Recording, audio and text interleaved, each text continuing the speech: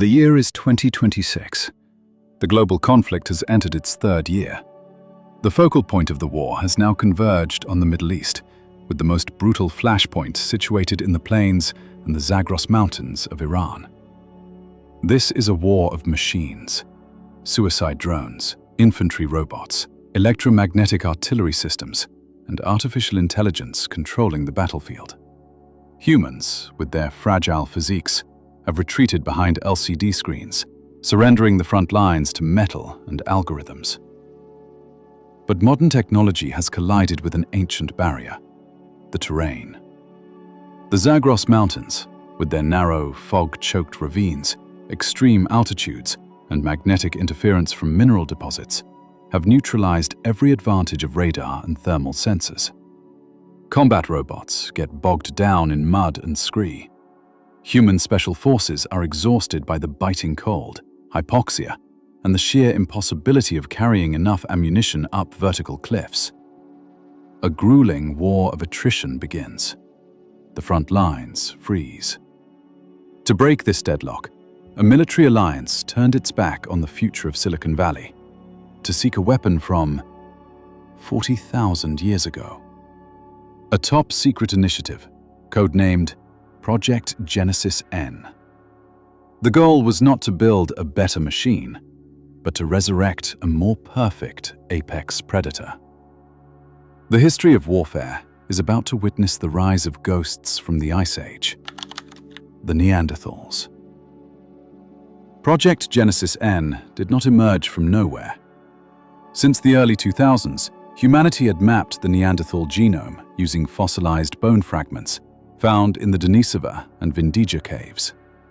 However, cloning an extinct hominid species was always bound by international ethical treaties. But when war breaks out and the survival of nations is threatened, ethics become nothing more than words on paper. In a subterranean research facility, far from the front lines, military geneticists performed a dark miracle. They extracted the most intact Neanderthal DNA sequences, edited out genetic defects, and combined them with accelerated tissue growth technology. Within just 3 years, through artificial biological incubators, the first Neanderthal specimens reached full adult maturity. But how do you control a prehistoric creature on a 21st century battlefield? The answer: neural memory implantation. Even while in the incubators, the brains of the N-class subjects, as the military designated them, were linked to AI virtual reality simulations. They didn't wake up with the minds of bewildered prehistoric hunter-gatherers. They woke up with a fundamental understanding of squad tactics, weapon operation, and, most importantly, a pre-programmed loyalty achieved by stimulating pack bonding hormones. They are warriors born solely to serve their new tribe, High Command. Why Neanderthals? When observing the N-class subjects in training, strategic experts immediately recognized their terrifying potential. Modern humans, Homo sapiens, evolved for endurance running on the African savannas. We are agile, but fragile. In contrast, Neanderthals are masters of close-quarters combat and survival in the cramped, freezing environments of Ice Age Europe and Western Asia. Look at their anatomical structure. A male N-class stands at an average height of only 1.65 meters, 5 feet 5 inches, but possesses a muscle mass 30 to 40% greater than that of modern humans. Their massive, barrel-shaped chests house an oversized heart and lung system, allowing them to breathe effortlessly in the thin air at 4,000 meters in the Zagros without oxygen tanks. Their bone density is significantly higher than ours. The femurs and humeri are bowed and broad, creating perfect biological levers for explosive physical power. In practical tests, an N-class warrior could easily carry 150 kilograms of gear, climbing cliffs for hours without the aid of powered exosuits, which are bulky, loud, and require constant recharging. In terms of weaponry, this strength completely changes the paradigm of individual firepower. Standard special forces can only carry assault rifles, but for a Neanderthal warrior, a .50 caliber heavy machine gun or an automatic grenade launcher, weapons typically mounted on armored vehicles, now become standard handheld firearms. Their dense musculature and thick arms absorb the entirety of the recoil, turning them into walking fortresses. Furthermore, their facial structure and large eye sockets grant them superior night vision. Their sense of smell is so acute they can scent the engine oil of an enemy drone or the gunpowder and sweat of a sniper from hundreds of meters away in the thickest fog. No infrared sensors needed, no easily jammed radar. Their primal hunting instinct is the most perfect early warning system ever designed. Winter 2026. The N-class forces are covertly deployed into the contested zone on the western slopes of the Zagros Range. Their enemy is the 77th Mechanized Brigade, an elite unit armed to the teeth with quadrupedal UGV robots, kamikaze drones, and special forces in optical camouflage armor. On the first day, the 77th Brigade thought they were facing a local guerrilla unit. They were wrong. As night fell and temperatures plummeted to -20 degrees Celsius, robot batteries drained rapidly and magnetic fog blinded night vision optics. That was when the hunt began. No radio signals to be intercepted. The N-class communicated using animal-like hoots or deep guttural clicks echoing off the canyon walls. A prehistoric language that the most advanced AI decryption systems of 2026 were powerless to translate, as it lacked a digital grammatical structure. They moved like gray phantoms through the blizzard. The first clash occurred at Death Canyon.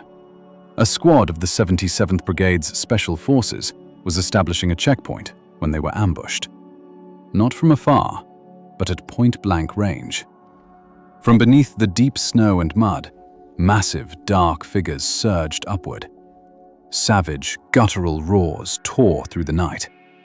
With unimaginable speed and power, a Neanderthal warrior used his bare hands to lift a heavily armored soldier and hurl him against the cliff face. Instantly, heavy machine gun fire, wielded by the N-class at extremely close range, shredded the enemy's composite armor.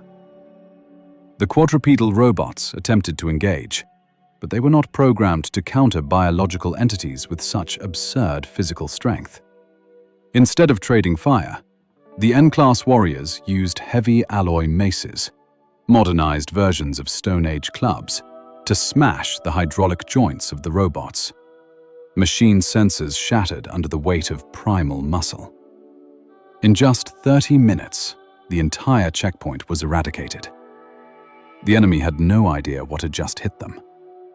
The presence of the N-class on the Iranian battlefield inflicted a devastating psychological shock on enemy infantry. For over a century, humanity had grown accustomed to sterile and long-distance warfare. Seeing a hulking, humanoid figure with the rugged face of a prehistoric ape man, firing a hail of bullets and tearing machines apart with bare hands, awakened a primal fear buried deep in the DNA of modern humans. The fear of a fragile primate facing a beast in the dark. Mental breakdowns skyrocketed among the 77th Brigade. PTSD cases surged. They called these creatures the demons of the crags or the golems of Zagros. Leaked footage showing N-class soldiers eating the raw meat of wild animals on the battlefield to refuel, or building crude stone memorials for fallen comrades amidst the burning wreckage of robots, sparked a fierce global controversy. The United Nations held an emergency session. Human rights organizations condemned Project Genesis N as a crime against nature. Resurrecting a sentient, highly social species capable of feeling pain, only to turn them into instruments of slaughter, was a severe violation of humanity's moral limits. Are they mercenaries, or the biological slaves of a new era? Despite the backlash, on the battlefield, the results were absolute. The N-class forces utterly shattered the enemy lines at Zagros. They do not fear bombs. They are immune to radio wave psychological warfare, and they fight with pure, unadulterated ruthlessness to protect their tribe, a loyalty manipulated by science. The Iranian campaign of 2026 marked a bizarre turning point in the history of evolution and warfare. When technology reached the absolute limit of complexity, humanity found the ultimate solution at its very point of origin. We opened a door to the past that no one can ever close. Now, in the thick, foggy nights of the Zagros Mountains, you no longer hear the buzzing of drones or the whining of mechanical engines. Instead, you hear the long, echoing howls of warriors carrying ancient blood. They stand upon the cliff edges, draped in blood-stained Kevlar, cradling massive, heavy machine guns in their arms, their deep-set eyes gazing down into the burning valleys. The Neanderthals once lost the war of survival to Homo sapiens 40,000 years ago. But today, it is modern man who must wake them, fall to our knees to hand them weapons, and let them finish the slaughters our technology cannot. The Ice Age never truly ended. It just lay dormant in our genetic code, waiting for the day humanity pushed itself to the edge of the abyss, only to wake up once again.